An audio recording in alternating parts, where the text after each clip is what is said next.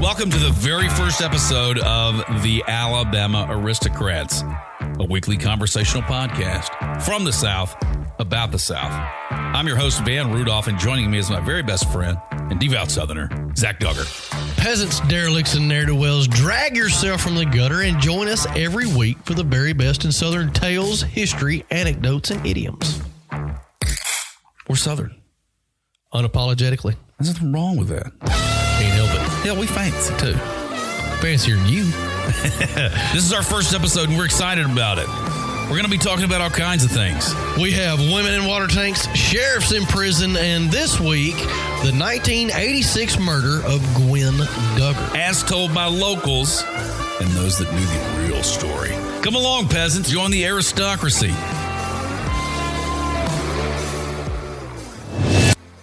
Why the hell do we need a podcast?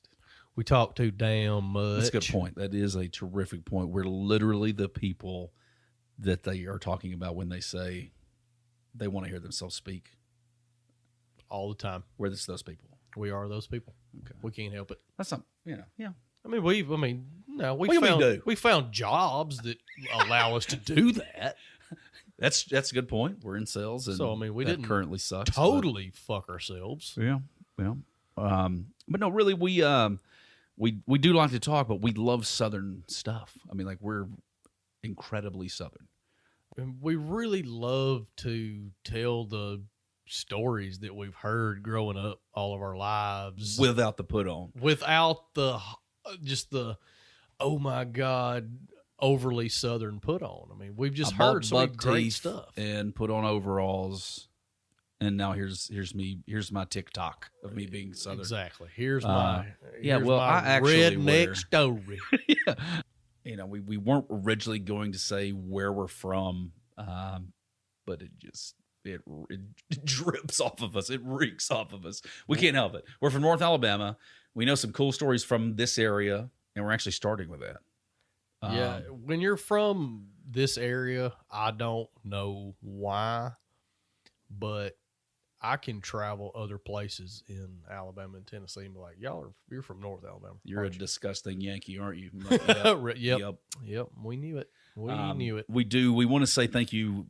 We amazingly appreciate the reception from the teaser and the trailer that we put out.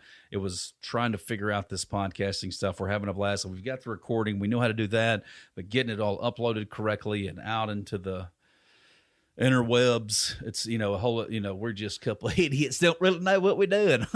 So thank you for making that a lot of fun, and everyone's been great about that. Definitely, it gave us a really great boost of confidence and a lot of energy to get in here and do this and bring you this very first podcast and tell you a really, really interesting story. This is a pretty serious thing we're getting into right off the gate. Yeah, the first story is definitely not lighthearted. It's not funny, but it is 100% true, and it is one of the biggest, worst things to ever rock the area that we live in. Oh, hands down. I mean, it's an unfathomable. Pour us another shot, please. It's a horrible, horrific thing that it happened in our history, and we have plenty of those in the South. I mean, we have a lot, and that's not what I want this podcast to be about at all either. There's a lot of great things that come here, but we need a Southerner's perspective on it, and a lot of times that's not what we get. We get the Southern. Well, aren't y'all stupid and racist and all this? Like, dude, we're next to Huntsville, and there's more rocket scientists here than anywhere in the world. Like, calm down. Oh, absolutely. Yeah. So I know a lot of engineers and stuff that went to high school with us and went to neighboring high schools. God damn it, it wasn't 2 minutes ago. You mentioned the word college to me, and I completely forgot you did a semester. Absolutely. I spent, 7-8 hours in there for sure. And to God, I completely forgot about your time at the Hoon. Yeah, I did. I did a little stint at UCLA, University of Calhoun, alongside the airport. That one's new for me. Yeah. Little old community college right next to the rural airport. They do have a rural airports there, and you can, goddamn the word rural. Rural. And if there's anyone that shouldn't be saying it, it's people from Alabama. Yeah. It doesn't come out real well. Yeah, well, I learned it. So anyway, no, we've got a lot of great stuff planned. This is not a true crime podcast. We have very much want to go in a Southern direction with this, tell Southern stories from the South about the South. But the first one happens to hit close to home, and my God, it's Southern.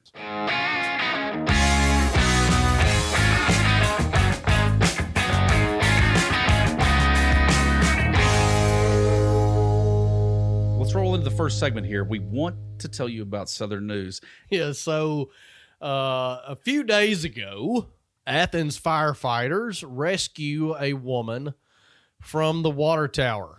Athens firefighters rescued a woman Thursday night. Notice he said the water tower. One of the two. Athens firefighters rescued a woman Thursday night who was swimming inside a 70-foot high water tower filled with 350,000 gallons of water. Yikes to all that. Jesus. 350,000 gallons of water. My God.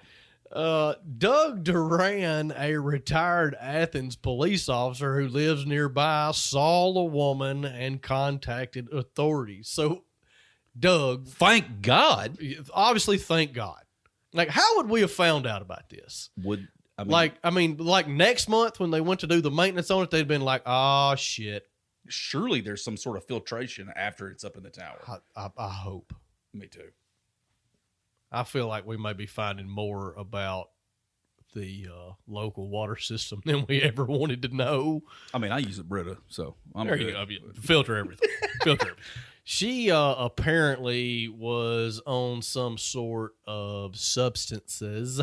Nice. And somehow managed to make the 6 to 8 feet from the ground to the bottom rung of the ladder. Yeah, because you can't just run up there and get up in the tower. I mean, it's 6, 8 feet for sure. You at least have a truck bed.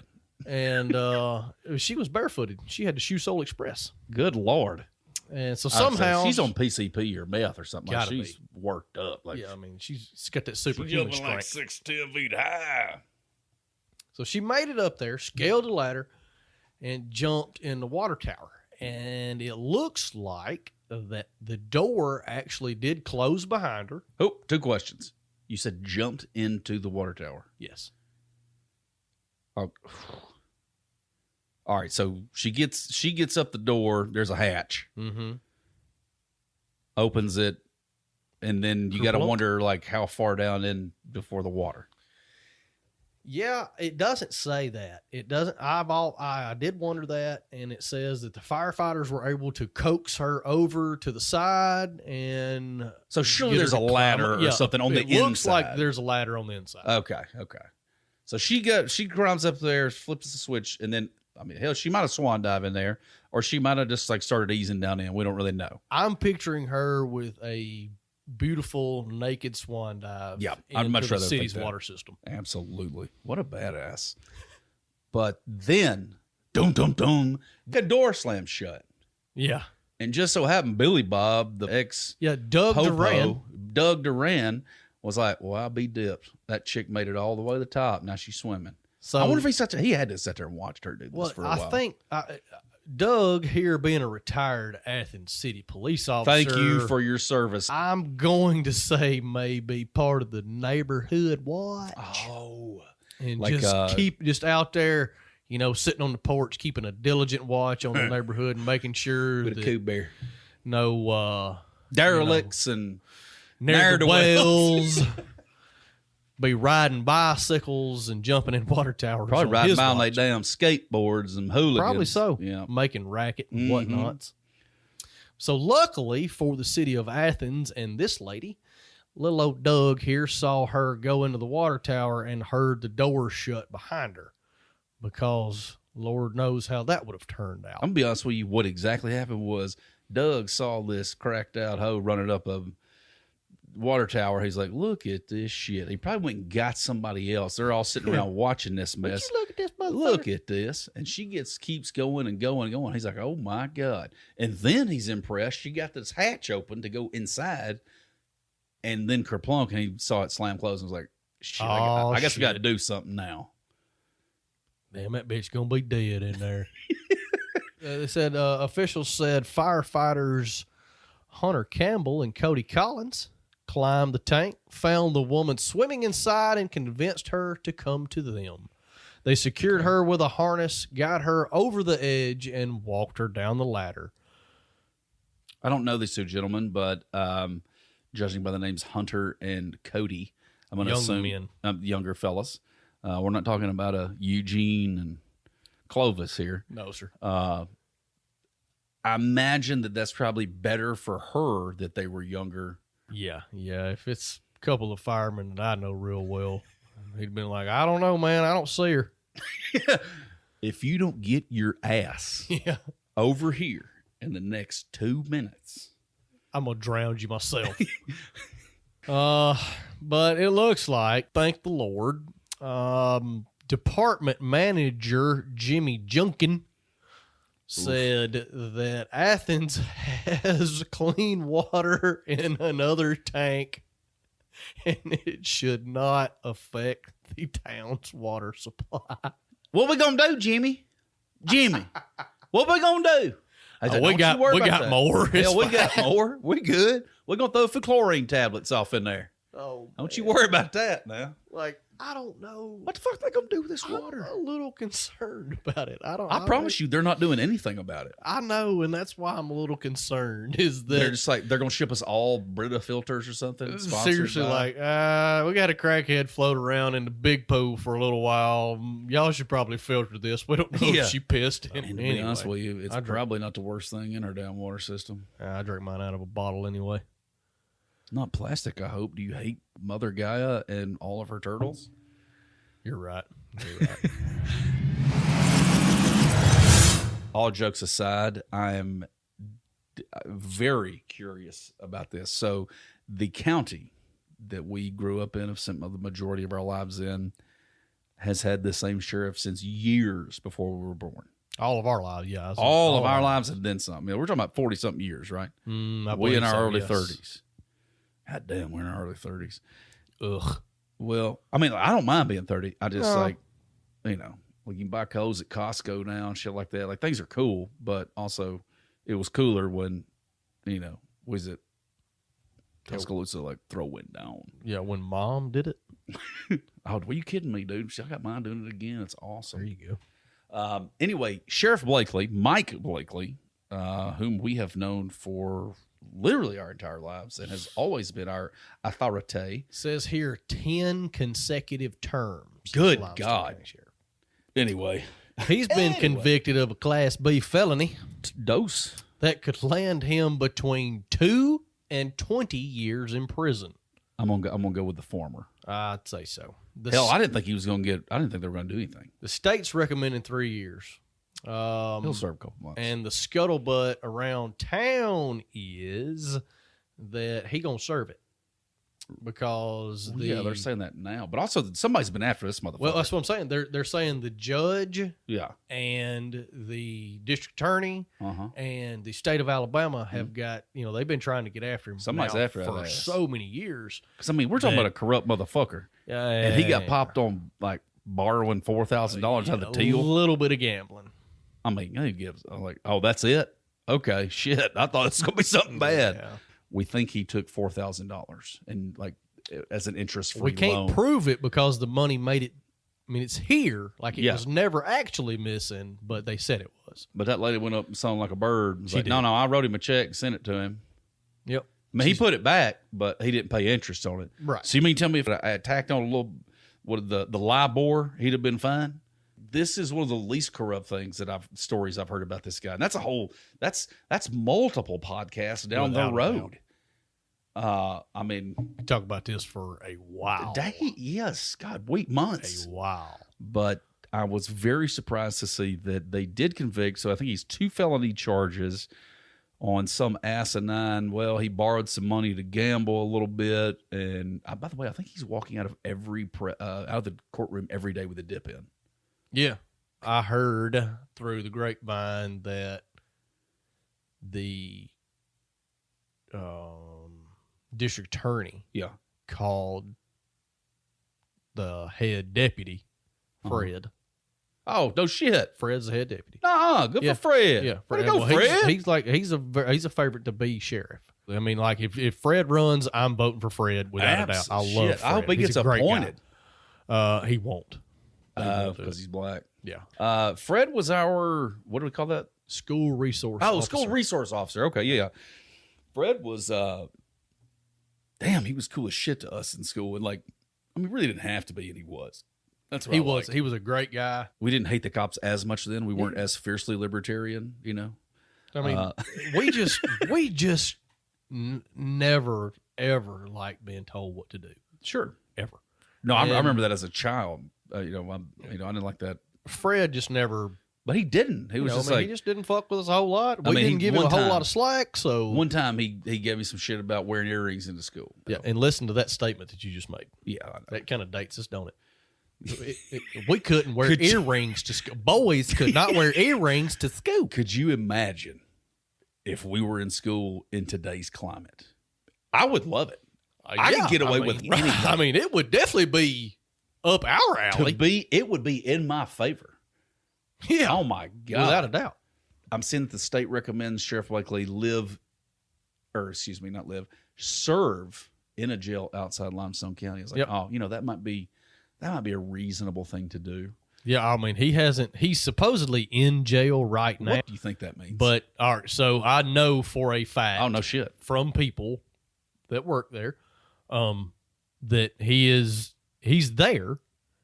Yeah, like he usually is. He is technically, so there's two sides to this department. You know what I mean? There's a side that's the sheriff's department, and they have a jail cell in there. That's like holding cells and blah, blah. Oh, I've been there. Well, then they're on the other side of the wall. That's that's the jail. That is the county jail. Yeah, I ain't been there. They when we go in, they take us in and set us inside the you're nice just in side. holding. Yeah, you're not in GP gym or some pop. shit. Yeah. Well, supposedly he is in a room that is on that side of the wall.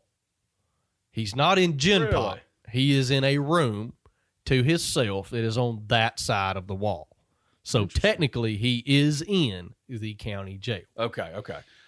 But apparently, so there's a lot of people in Limestone County, in the higher ups and in the state, that are very, very mad at him, and they are doing everything they can to see to it that he spends these 3 years in jail. Boy, he pissed somebody off. He has made them very, very mad. He didn't grease the right palm or something. This is extra weird. And he bad. was holding too much money. Yeah, that's woof. Meemaw didn't get her cut, and she is pissed. Yeah, you know what? Enough with her, by the way. Seriously, she needs to. I don't even know that much about her. I'm just like, ugh. I know enough to know they need to unplug her and get her the fuck out of there. Really? That got that bad? God, it's awful. Well, as this is not a politics podcast, it's not a sports podcast either. Nope. But goddamn it, football's back. Yep, we can't help it. We're from Alabama. We have the best football team in the world.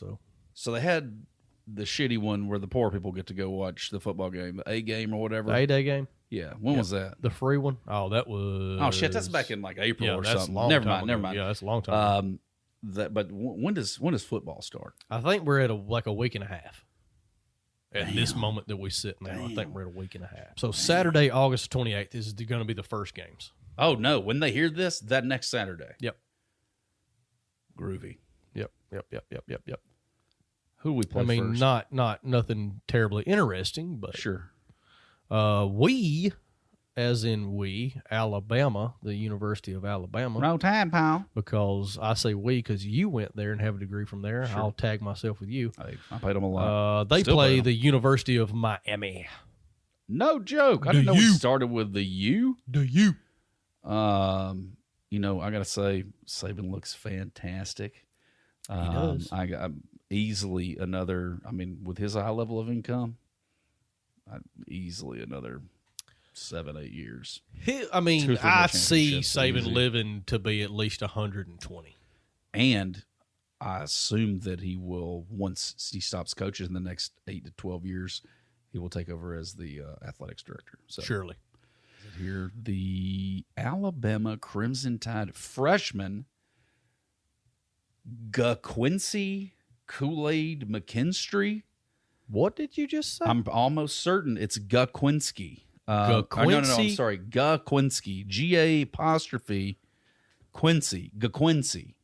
I don't know if that runs together or if it's enunciated separately. Quincy. That's the first. I've never heard of a Quincy. Yeah, That's a new I've one. never seen that one before. Yeah, but anyway, Quincy McKinstry goes by the nickname Kool-Aid, signed with the popular drink company Kool-Aid. We enter a new Cool. era. He already making money. He making that paper. He's taking that bread. Already, he ain't played a down for the Crimson Tide. He's already making money. Cha-ching. Jesus Christ, I know. that's amazing. Was it Saban said he was like when they talked about paying players, they're like, "What do you think about it?" And like, you think, I mean, such and such has already got, 6 figures. He's like, well, part of that's our brand. Fuck it, hey, buddy. We are planning on using this next little segment as a mail call. And as most would say, it's pretty self-explanatory. Pull out a piece of stationery, get out your calligraphy pen, write us a letter, tie it to a pigeon, get it to our address. Make it good. I want some foldable mail. I want to pull Drugs, out a piece alcohol. of paper. No, sorry, not those. I mean, not those things.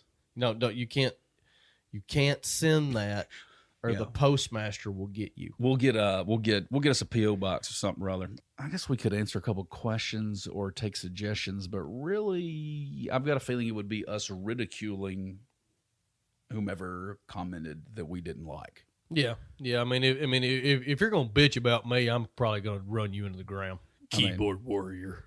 That's I'm not joshing you at this moment. I have it written down here. This because I'm trying not to read notes, but I do have a couple of notes here.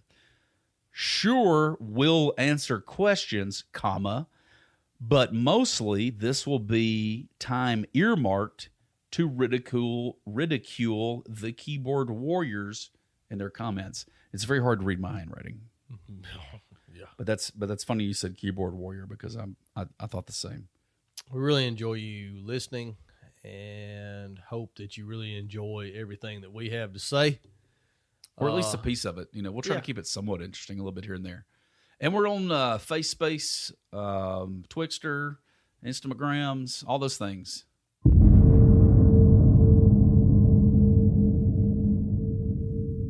We're total cut-ups. We're having a good time, but damn, this story that we're going to tell, it's so incredible. I'm completely enthralled.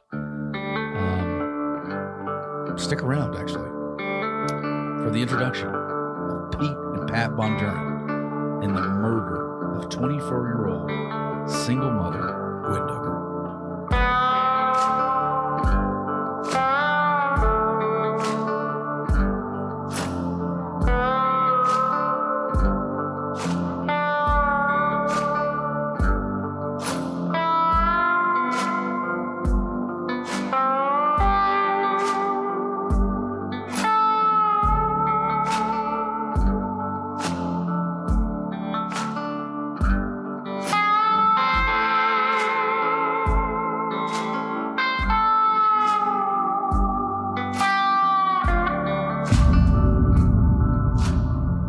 Traveled I-65 between Nashville and the Gulf of Mexico, I guarantee that you've driven past the towns of Ardmore and Elkton on the Alabama and Tennessee state line. Elkton sits about 6 miles north, and Ardmore sits right on the line, half in Tennessee, half in Alabama. 2 states, 4 counties, 1 community is the motto, but we can touch more on that later. One thing I guarantee you didn't miss was the big chicken at the Shady Lawn truck stop, or the billboard for the Booby Bungalow. The big chicken known for decent food and the best people watching. Late night food, people watching. The Booby Bungalow, however, World renowned Booby Bungalow. Yes, sir. Not so much known for the boobies. But where else are you going to see the mother-daughter team of Nina the Legend and her offspring? I don't remember what their show stage names were, but I remember hers. But I don't remember her daughters. But that's a fucking fact. That's a real thing that happened. That I have been danced on by the mother-daughter duo in the Booby Bungalow, and I have also witnessed them chocolate wrestle. Oh, I didn't get to go to that. Yes, I actually brought my wife to the chocolate wrestling what the event. Fuck? I missed that one. Yeah, absolutely. You were in Washington, Probably. maybe at the time. I don't know. You were somewhere at the time, not living here. Mm-hmm. But yeah, well, I actually talked my wife into going to the chocolate wrestling event and saw Nina, the legend, wrestle her daughter. Well, that's great. That is something else. The story though that we're talking about actually starts across the road from the Booby Bungalow. Oddly enough, I mean it's literally catty cornered across from the truck stop and all that. Yep. In the Booby Bungalow, pretty well directly across it. Old farmhouse right there. But there's still a farm there, but they've taken down the house. The house is gone, and I think the trees around where the house were have been bulldozed. Well, shit, they excavated a lot of it. They did for irrigation purposes and stuff like that. It's an active farm. The same person who owned the farm then still owns it now. Oh, wow. But there was just this old rundown house on it that they lived in. Just had that was the home place, I guess, if you want to call it that, of the Turner farm. Okay. On right near Elkton, about 6 miles north of the Alabama line. Well, they row cropping it now? Yes, it is row crop now. Huh. Now how far down? There's barbecue joint, or was barbecue joint right down. This is immediately after you get off the exit. But then, how far down is a barbecue joint? Is I think 3 miles. Oh, okay. I thought the barbecue joint was just down, like once you get past the Bondurant is down there on the right. No, well, there's nothing else in between there. Oh yeah, but just more farmland. Okay, of the same farm. All right, so exit 6, directly across the road from what was once the Booby Bungalow and is still currently the Shady Lawn truck stop. Yeah. Used to sit Pete and Pat Bondurant's house. They threw parties almost every day. It was just a place 80s. To be. I mean, like it was people were there all the time. I had a friend tell me while we were talking about the Bondurants earlier today. He said, "Well, you remember in Wild and Wonderful Whites of West Virginia, the old boy got shot by his son-in-law or his stepson or whatever." Yep. In the story, he says we were headed to Jesco's to party for a few days. Like, I mean, that's they've cleared the calendar. They're making plans, and that's very much what we have here. This is a place where it's like they're going to go. They know they're going to be fucked up. They're going to be out there for who knows how long. Yeah, this was definitely one of the places that you went and partied for a few days. Yeah. Probably one of the more disturbing things about this house and about Pete and Pat was that Pat was, during some of this time, was married and actually had a child that lived there. The major struggle in this entire story is keeping these two separate. Very much. Because two sociopaths that just have, when they get together, are even worse. Odd outcasts in school, growing up in Giles County. Yes. Went to the county school up there. Went to Giles County High School, yes. Yeah. So graduated from there, I assume. They did. Yeah. Mm-hmm. Pat stuck around here. As far as I know, Pat never really left. Pete's the one that took off to Ohio. Pete left in the early 70s, and in around 1975 was living with 2 men and 2 women. Oh, he was living with these people. He was living with them. Yes. Oh. Yes. The 2 women went to the store to buy cigarettes. Mm-hmm. And when they came back, apparently Pete was standing there with a bloody knife. And so they kind of at first, but they rapped on the door for a bit. They stood there a while. Yeah. He opens the door. He's sitting there with a knife. Yeah. And they're like, what the fuck? Well, they thought kind of at first that he was joking. Sure. Because they knew that he was, he was just a wild kid. He's a weird fucking guy. This guy's fucked up. Yeah. I mean, as soon as he opened the door, he was like, "You're next." Yeah. As he said, they said that's the first thing that okay, came out of his mouth, according to them. Yeah. And then they see. Yeah. They push past him and see. Well, the first thing they noticed apparently is the one roommate on the couch that's bleeding out. He's still alive.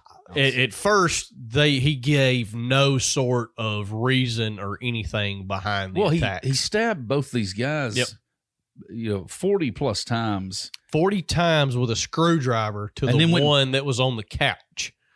So then he went and got a knife just to change it up a little? Right. I guess he went and got a knife to, like you say, change it up, or decided that wasn't good enough. I'm not sure. But eventually both guys died from their wounds. The one who was attacked with the knife actually died first. He was dead upon the arrival of the 2 girls.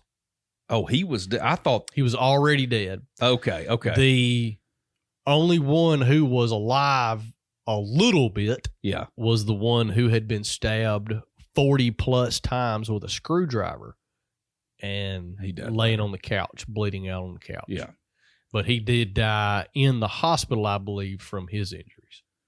All right. So Pete, who left home right after high school, goes up here. So he separates from his brother that he's been very close with. They're oddly close because they're both odd outcasts. Even as adults, it was said that they still dressed identically. Even when, usually twins only do that as their children.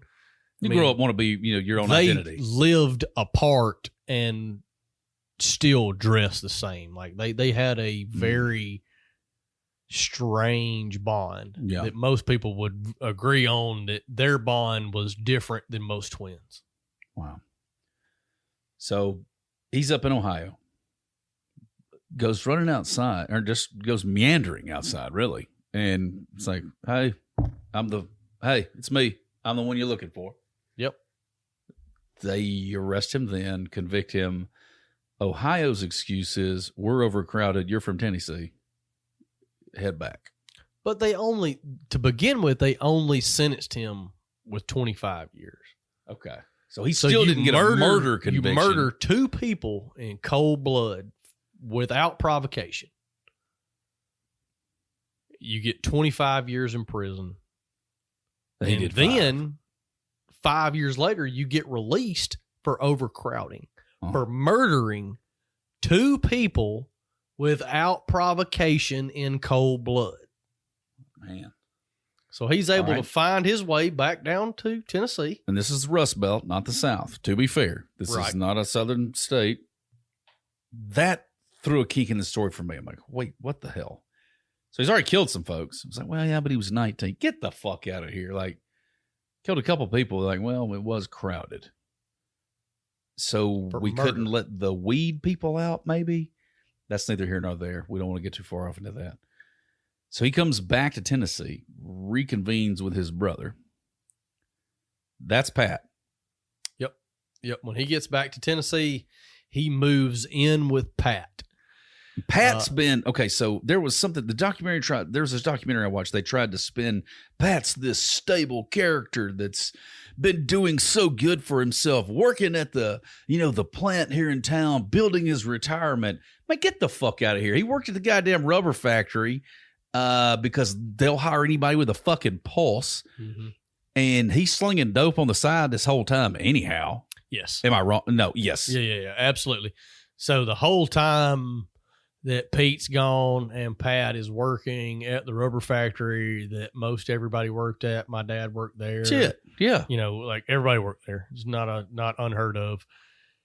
He all the time selling drugs and doing whatever. Yeah. I mean, not killing people that we know of. That wasn't a thing then. But he did get married and had a child. I'm not sure of the age of the child and when he was born. It doesn't give a whole lot of that. He no longer lives here. Whenever they moved back in together in the farmhouse, it was anything from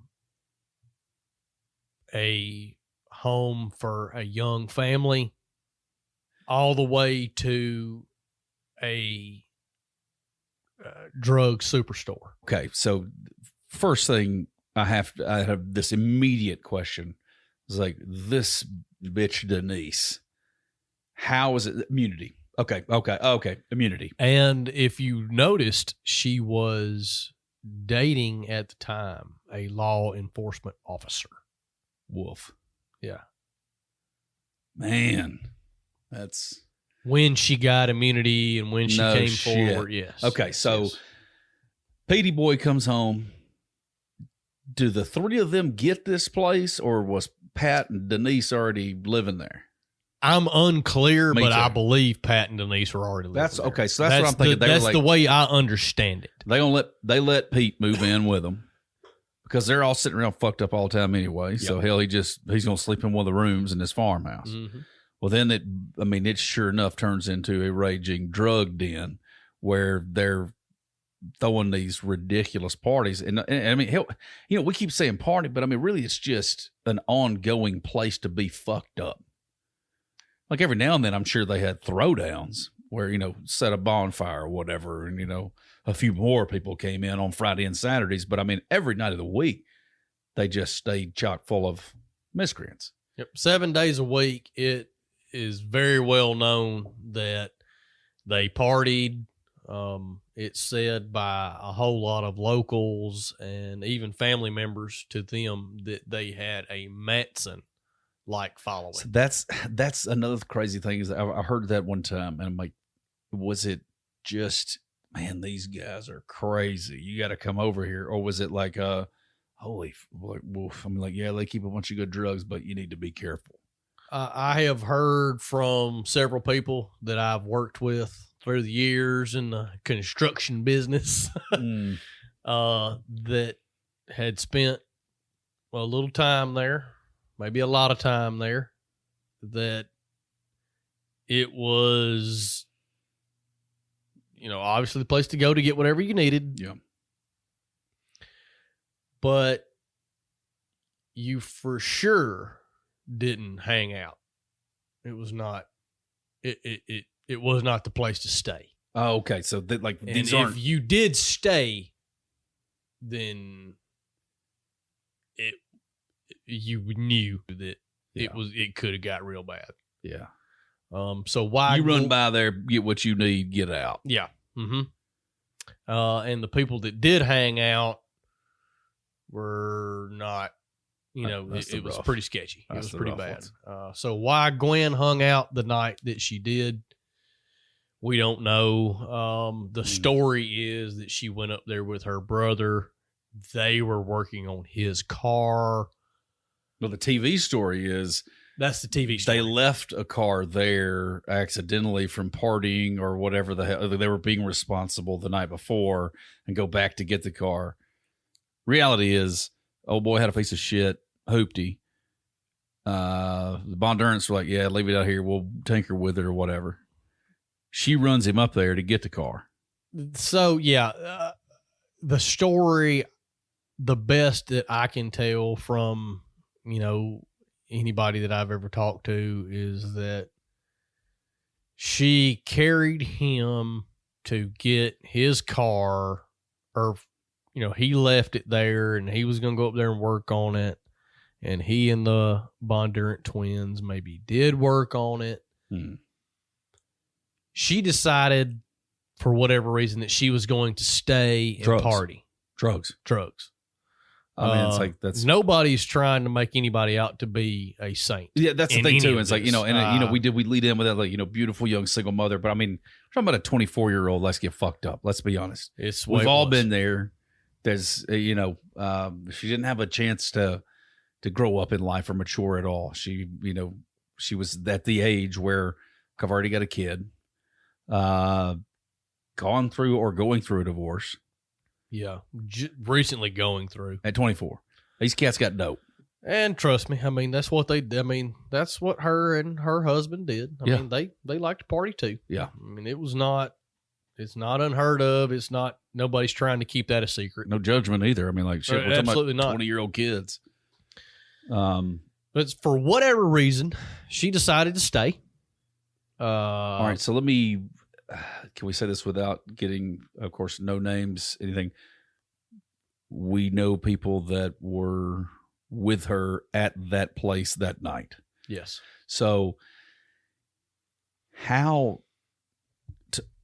talking about the disgusting filth of this essential drugged-in party house, you go here, it's not like, all right, 2 a.m., everybody get out, go home. Bar's closed. Time to go. No, it's people passed out, possibly OD, blacked out on drugs, like, are people still awake and partying or whatever. Yep. Gwen's there this night. Yep. People we know were there that night. Mm-hmm. But supposedly these people left. Yeah. So that seems to be the consensus, is that Gwen did not want to leave, and then the people that we know, and most people, apparently everyone at the house, left. Horseshit. That's crazy. Yes. That didn't happen. No. But that is what the legal side of things would like you to believe. Exactly. Apparently, Denise caught both brothers and one other person. Okay. We do not know this person's name. Okay. I have never found it. I've never heard it. But the only way it's ever been described as me is that the two brothers and one other person. Okay. Denise was married to Pat. At this time. Pat and Pete and some unnamed an unknown individual. Third person are in the restroom raping in Pat's bedroom. Oh, they are in the bathroom. In Denise's bedroom. Okay. So they're in there raping Gwen while she is basically incoherent. They have been feeding her drugs all night. Sure. So we've been feeding her drugs all night. We know that to be a fact. We know to be a fact that she came with her brother and decided to stay, but who she was left with, whether she wanted to stay, where she was, what was happening. Like, nobody knows. Nothing about that is to me. This is, I know what happened. Without knowing what happened, I know what happened. Like, she's fucked up. I want to get out of here. I'm leaving with so and so. She's good. Don't worry about her. She can crash here. There's gonna be like fucking numerous people crashing here. Mm-hmm. They got her fucked up as shit. They're probably back there doing whatever. And we're not talking about the type of people that you're gonna be like, no, stop, quit. They know. People know. Like, you don't fuck with these cats. Nope. And as sad as that is to say, but the reality is probably her brother was there partying. He got fucked up and was ready to go. So he left. It wasn't like they're all standing out on the porch and he's like, you know what? I'll give her a ride home. Don't worry, old buddy, old pal. Right. No, they were in there getting fucked up and she was, incapacitated. They caught them, the Bondurant twins and this other cat raping her. Then Denise is pissed about them doing this at the girl, which is Gwen. That is the story. The story. And now, we've gotten a skewed version of the shit she's told or whatever. But anyway, she's trying to go at her and all this kind of stuff. Well, I feel like they're trying to prove the point of we don't give a fuck about this bitch. So they take an axe handle and go to whack it on her. And it makes it so bad. They're in a fucking party. Yep. There's people around. It's not like it's just Pete, Pat, and Denise, and then Gwen's sit there. No, there's no way that's what happened. They took an axe handle and smashed it across her multiple times. Yep. So much so that the disgusting piece of shit Pete is like, damn, put this thing out of its misery. And gets a little 22 out, puts a couple rounds in her. Yep. Yeah, it said that Pete went and got a 22 pistol and shot her 2 times in the head. Oh. After that, he carried the shell casings around in his pocket. And he called those Gwenny bees. God damn. But that's what he called them. And that he would regularly, be careful fucking with me. And he'd reach in his pocket and pull those 2 shell casings out and roll them around in his hand like they were dice. And you see these Gwenny bees? I got your name on them too. I got some for you too. And he bragged around town about that for years. Yeah. So this happened in 1986. This happened in May of 1986. And in October of 1986, Pat was working at the rubber plant still with Ronnie Gaines. Yeah. Ronnie Gaines was partying at the house one night at the farmhouse.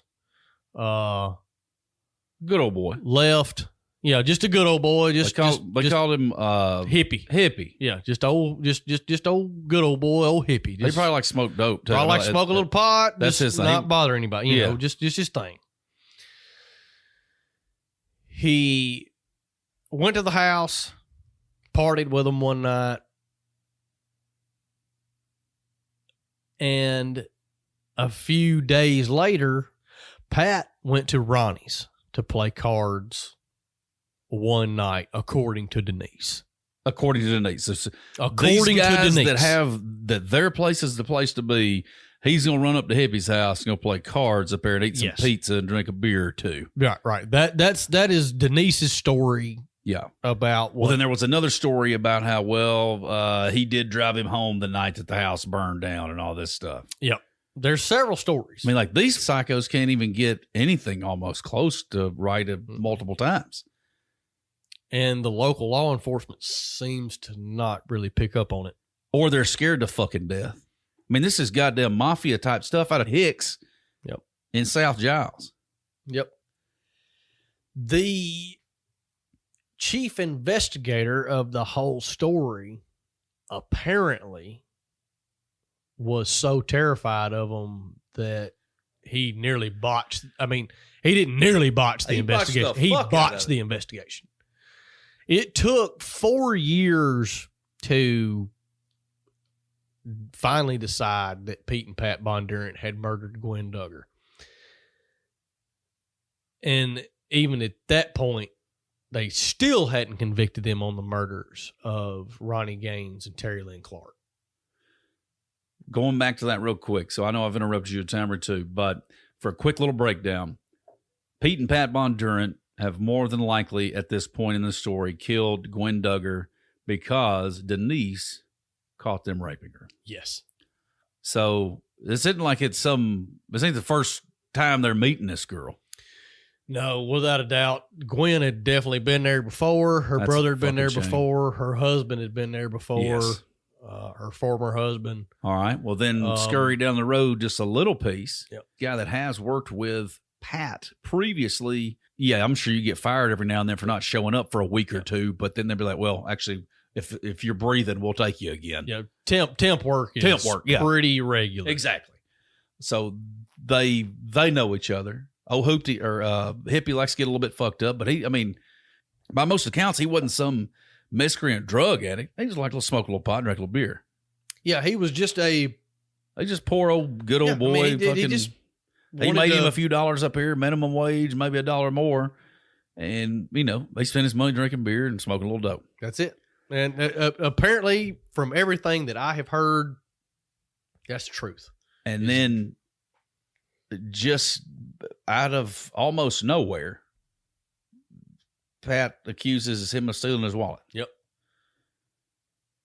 He's accused of stealing his wallet. Because he loses his wallet one night while they're doing something, and he thinks Hippie took it. Yep. But no proof, no reason to think that he's got nothing. Not that proof matters. I mean, shit, we're talking about. Not with these people. Exactly. I mean, dude, did you take my wallet? I mean, like, even if you argue with me about it, I might kill you. But anyway, he says he didn't do it, and he ends up killing the son of a bitch. And then he sends his brother over to burn the fucking house down. Yep. Well, the alibi that he has, and I say I've already lost control of it. Pat. It is Pat. Yeah. So the alibi Pat has is that Tony or Terry, him and his girlfriend, Terry Lynn Clark, were out of town. So he's already divorced Denise this time.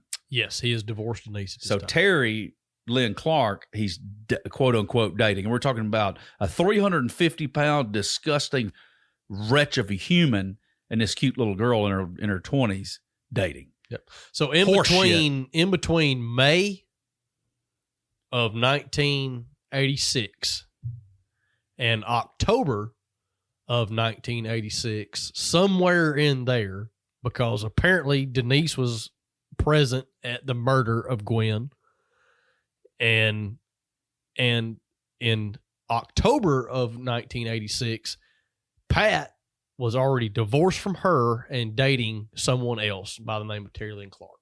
Okay. So the dating part, I think, is horseshit, to be honest with you. That's a bunch of bullshit. He tells them that this is who I'm dating because this is going to be my excuse this is my alibi. And then they're like, okay, well, that's fine. Bring her by the station sometime next week and we'll get a statement. After they've already fucked this up before with, well, why don't you come by and tell us what happened? And be like, I don't know. I got to go to the doctor. I'll get with you. And if you'll read it enough, you'll see that the night that she died, she was in the bed with Pete, not Pat. Really? Yeah. Pete's the one that stuck the needle in her fucking neck. Yeah, and she was in the bed with him, but it was Pat's girlfriend. Was dating. Okay. And see, it's so contradictory. And convoluted. Every turn has just this total different story. Well, you get to the point where, like, sadly, there's a packed up fact of it where it's like, you know what? It's the people that are down there doing the fucking drugs anyway. Who gives a shit? That's exactly what happened. It fucking had to be. No. It's fine that she died. It's fine. It's okay that she did. And that does, without a doubt, happen in areas like this. And it definitely happened in this area back then. Because we know just as well as anybody does that anytime that it's even associated that somebody might smoke a little pot. Oh, yeah. Or enjoy going to the bar even, that, well, they're just the bottom of the barrel. Did he have a wreck? It was alcohol, wasn't it? He was on drugs. Exactly. So she was probably written off pretty quick. There's this disdain that I have for authority anyway. And then the only part of them that I do like is the part that's supposed to actually help us, and they don't do it at all because of a preconceived notion or a judgment or something like that. It's the most sickening aspect. Yeah. Botching this investigation is astounding. we've rambled on for a few minutes. This is where I would actually like to let the first episode in. We didn't originally plan on going 2 episodes, but it became so big so quickly. I mean, we thought we were going to tell a neat little story, and then we both got wrapped up into it. And, I want to go further into this. I want to talk more about what happened after the house burned down. What happened after they stuck the needle in her neck that did her in. There's a lot of people left involved. There's a lot of other things that went on. And there's one of these motherfuckers floating around out here right now. There's more than one person that saw what happened on several of these nights that we're talking about. And the fact that possibly the most heinous of the two, the craziest of the two, the one who really did everything, and so honestly, to speak, the most murders out of the two, he's walking around right now today, and the other one's the one spending life in prison. Yeah. That's wild. It's man, there's a lot left for us to unpack. On a part of me hates to go out on such an intense note. We literally call this because we're getting worked up talking about this story. Yeah. But we have every intention of a little wind down. All right, so we've taken a couple minutes, cracked a new beer. This is fucking nuts. This story's crazy. It is. Like, I find myself kind of getting almost like anxiety about it. Oh my God. As I tell it. I keep fidgeting in this chair. You're going to hear it on the audio. I can't stop. I really can't. And there's so many people I get angry with during discussion. Especially her brother, the people we fucking know, that left that place that night, or they didn't, and were there during it, which makes you think even more. And there's a part of me that wishes I could go talk to those people.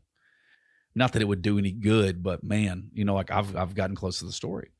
There's so many voids in this story, that have never been explained, and that will never be explained by people who are alive and well and walking around today, that know and that will never say anything, that it's a little disgusting. And this in no joking way. That's Southern as fuck. That is the Southern justice system. It winds up being that way more times than not. And down here, especially in this area that we're talking about, it sounds like it's huge. It sounds like it's a really big area. We can talk about the 2 states, 4 counties, 1 community. Oh shit, we're talking about it's tiny. We're talking about like a 15-mile. Yeah, it's a itty bitty little place that we're talking about. Everybody knows everybody. Shit, what's in Elkton? Nothing. Well, they got a tractor store. No, it's not there anymore. No shit. The tractor store is gone. It has. They still make them axe handles up there. 2 convenience stores. They make them hickory planks. We used to go get hickory they make drumsticks. The hickory place makes drumsticks? That's what they make is drumsticks, yep. No shit. Yep, drumsticks.